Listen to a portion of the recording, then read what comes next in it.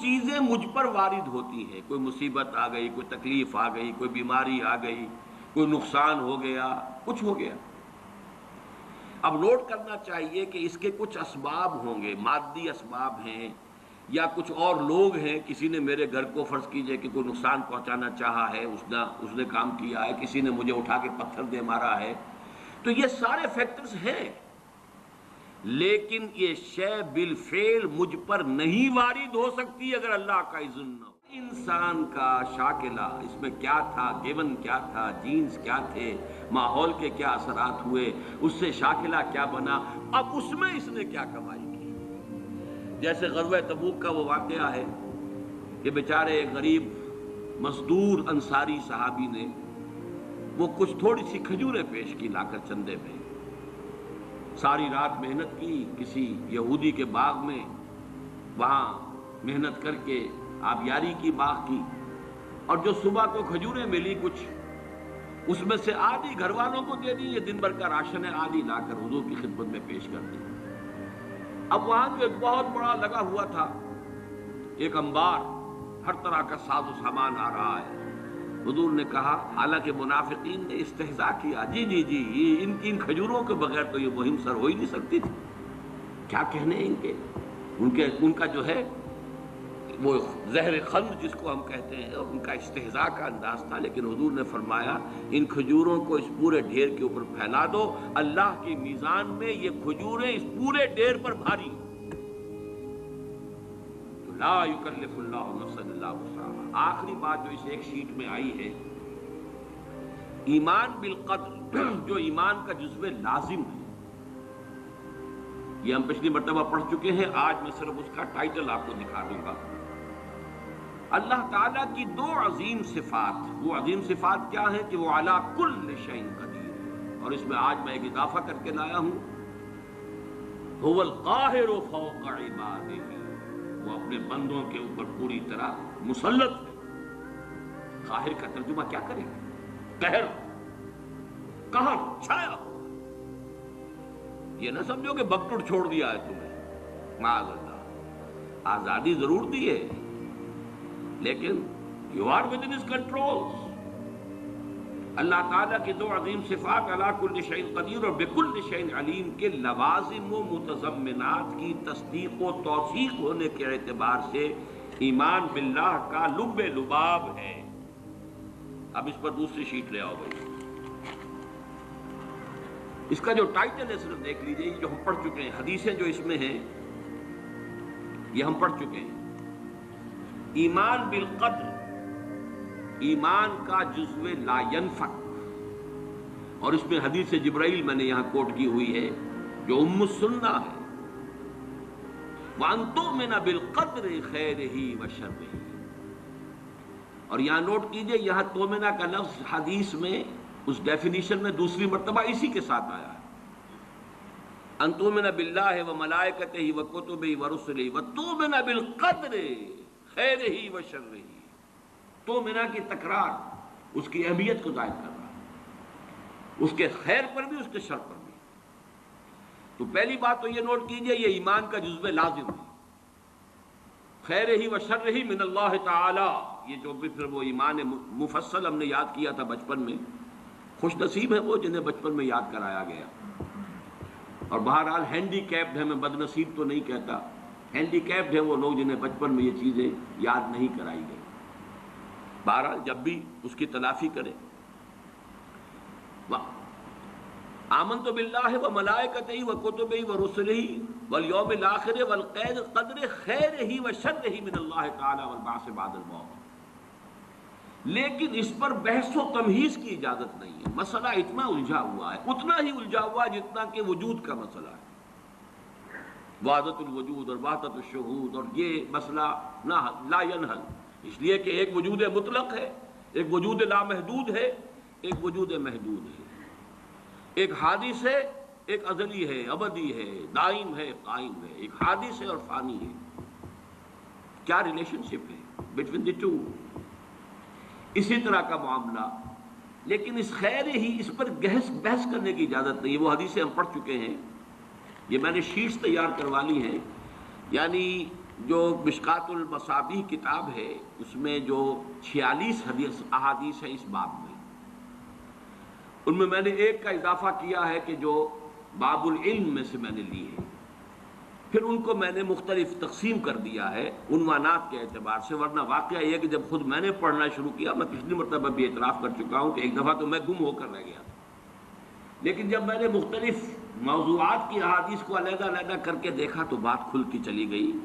یہ میں نہیں کہہ سکتا کہ بالکل سلجھ گئی، لیکن بہت حد تک ڈور سلجھ گئی، اور وہی میں کوشش کر رہا ہوں کہ آپ تک بھی منتقل کروں۔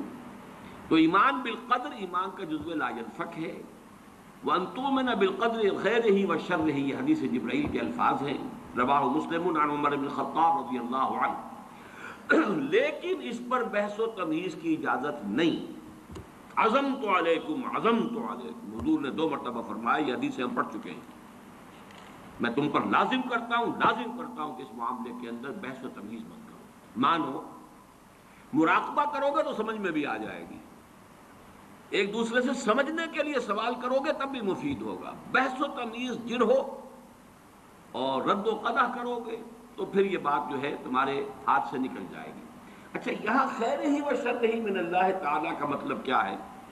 یہ میں نے پہلے بیان کیا تھا کہ ہمارے سورہ تغابن اور سورہ حدید کے درس میں یہ بات بہت وضاحت سے آ چکی ہے۔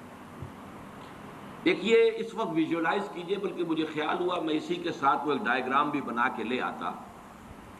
آپ مجھے کو سامنے رکھیے، میں ایک انسان ہوں، مکلف ہوں اللہ کے ہاں، جواب دہ ہوں، رسپانسیبل ہوں، اکاؤنٹیبل ہوں۔ کچھ چیزیں مجھ پر وارد ہوتی ہیں، کوئی مصیبت آ گئی، کوئی تکلیف آ گئی، کوئی بیماری آ گئی، کوئی نقصان ہو گیا، کچھ ہو گیا۔ اب نوٹ کرنا چاہیے کہ اس کے کچھ اسباب ہوں گے، مادی اسباب ہیں، یا کچھ اور لوگ ہیں، کسی نے میرے گھر کو فرض کیجئے کہ کوئی نقصان پہنچانا چاہا ہے، اس نے کام کیا ہے، کسی نے مجھے اٹھا کے پتھر دے مارا ہے، تو یہ سارے فیکٹرز ہیں، لیکن یہ شے بالفعل مجھ پر نہیں وارد ہو سکتی اگر اللہ کا اذن نہ ہو۔ لاکھ سارے اسباب و وسائل ہوں اور لاکھ ساری دنیا ہو، ایک حدیث میں الفاظ آتے ہیں کہ اگر جان لے حضرت عبداللہ ابن عباس، علم ان الامت لو اجتمعت، کہ اگر پوری قوم جمع ہو جائے کہ تمہیں کوئی فائدہ پہنچا دے، نہیں پہنچا سکتی مگر اس بات کا جو اللہ نے تمہارے لیے طے کر دیا، اور اگر پوری قوم مجتمع ہو جائے تمہیں کوئی نقصان پہنچا دے، نہیں پہنچا سکتی۔ تو یہ اسباب و وسائل جو مجھ پر آ رہے ہیں، ان میں جو ہے فیصلہ کنشے اذن رب ہے۔ تو میں یہ بھی کہہ سکتا ہوں مجھ پر یہ اس کی لائی ہوئی مصیبت آ گئی، اور یہ بھی کہہ سکتا ہوں کہ اللہ کی طرف سے مجھ پر آیا، وہ خیر ہو یا شر ہو، والقدر خیر ہی و شر ہی۔ بھلائی کسی نے کرنی چاہیے، اس کا مجھے احسان ماننا چاہیے، اس کا مجھے شکریہ ادا کرنا چاہیے، کوئی بدلہ دے سکتا ہوں تو دینا چاہیے، یہ دنیا کا معاملہ ہوگا۔ اسی طرح کسی نے مجھے نقصان پہنچایا، میں قصاص لے سکتا ہوں، قانونی طور پر مجھے اس کا حق حاصل ہے، لیکن یہ جان لیجئے کہ یہ اچھائی یا بھلائی مجھ تک نہیں آ سکتی تھی بغیر اذن رب۔ تو اذن رب شامل ہو گیا نا، تو میں اس کو شامل کر رہا ہوں، والقدر خیر ہی و شر ہی من اللہ تعالی۔ دوسری طرف میں کچھ کام کرنا چاہتا ہوں، اچھا یا برا جو بھی ہے، یا کوئی میرا منصوبہ ہے بہت بڑا، اب اس میں ایک تو میرا ارادہ ہے جو میرے اندر سے نکلا، ہزارہا عناصر ہوں گے کہ جو اس کے اندر انوالوڈ ہوں گے، بہت سے مادی وسائل اس کے لیے درکار ہوں گے، اسباب نہ ہو جمع تو یہ کیسے کام شروع ہو سکتا ہے؟ اسباب کرے جمع، خدا ہی کا یہ کام۔ یہ عزم تیرا، یہ مجھے الفاظ پھر یاد آ گئے، وہ اکبر الہ آبادی کے، یہ میرے دروس میں یہ اشعار بہت آئے ہیں، اب کچھ ذہن سے اوجل ہو گئے۔ یہ عزم تیرا سعی سے دمساز ہو کیوں کر، عزم تو ہے، عمل کیسے ہو؟ اسباب نہ ہو جمع تو آغاز ہو کیوں کر، اسباب کرے جمع، خدا ہی کا ہے یہ کام، طالب ہو تو خدا سے، تو دعا ہی کا ہے یہ کام۔ یہاں پر بھی ایک فیکٹر ابھی اکبر الہ آبادی کی نگاہ سے بھی اوجھل ہے۔ دیکھیے، میرا ایک عزم ہے، میرا ایک ارادہ ہے، اس کے لیے کوئی مادی وسائل، کچھ لوگوں کا تعاون درکار ہے، وہ بھی اللہ کے کنٹرول میں ہے، اللہ چاہے گا تو آئے گا۔ پھر بالآخر کسی شے کا پورا ہو جانا، آخری درجے میں پھر اللہ کے اذن کا طالب ہے۔ یہاں تک کہ حضور نے فرمایا کہ جو لقمہ بھی ابن آدم کے حلق سے نیچے اترتا ہے، اب وہ سارا آپ نے اس کے لیے کمائی کی، محنت کی، وہ کھانا پک گیا، آپ کی اہلیہ نے پکا لیا گھر پہ، اب یہ لقمہ اتر رہا ہے، اس وقت بھی اللہ سے اذن چاہتا ہے کہ میں اس کے حق میں غذا کا کام دوں یا زہر بن کر لڑ دوں۔ لہذا میں یہ بھی کہہ سکتا ہوں کہ یہ کام اس طرح ہو گیا، میرے کرنے سے ہو گیا، ان اسباب سے ہو گیا، ان مددگاروں کی مدد سے ہو گیا، اور یہ بھی کہہ سکتا ہوں کہ یہ کام میں نے نہیں کیا، اللہ نے کیا۔ صرف جو ہمیں تلقین کی گئی ہے وہ یہ ہے، خیر وجود میں آ جائے تو اسے اللہ کی طرف منسوب کرو۔ الحمدللہ الذی ہدانا لہذا وما کنا لنہتدی لولا ان ہدانا اللہ۔ کل حمد، کل شکر، کل تعریف اس اللہ کی جس نے ہمیں ہدایت عطا فرمائی۔ ہم ہرگز ہدایت نہ پا سکتے اگر اللہ ہمیں ہدایت نہ دیتا۔ غلطی ہو جائے تو اسے اپنی جانب منسوب کرو، ربنا ظلمنا انفسنا وان لم تغفر لنا وترحمنا لنکونن من الخاسرین۔ شیطنت اس کے برعکس ہے، خیر ہے تو میری، میں نے کی، اور شر ہے تو اللہ تو نے کروایا۔ فَبِمَا أَغْوَيْتَنِي، اے اللہ تو نے جو مجھے اغوا کیا ہے، تو اب میں ثابت کر کے رہوں گا کہ یہ آدم اس اکرام و تکریم کا مستحق نہیں تھا جو تو نے اس کو عطا کر دی۔ یہ ہے شیطنت، شیطانیت، اور وہ ہے آدمیت۔ غلطی ہو، خرابی ہو، اپنی طرف منسوب کرو، اور اگر کوئی خیر ہے اللہ۔ اب آئیے اگلا لو جو سیکشن ہے، شیٹ نہیں۔ اللہ ہر چیز پر قادر بھی ہے اور قاہر بھی۔ یہ میں نے الفاظ آپ سے کہا تھا کہ آج میں یہ ایڈ کر کے لایا ہوں تاکہ بات اب کھل جائے، آج کوئی پہلو جو ہے میرے امکانی حد تک اس میں جو ہے مشتبہ اور خفی نہ رہ جائے۔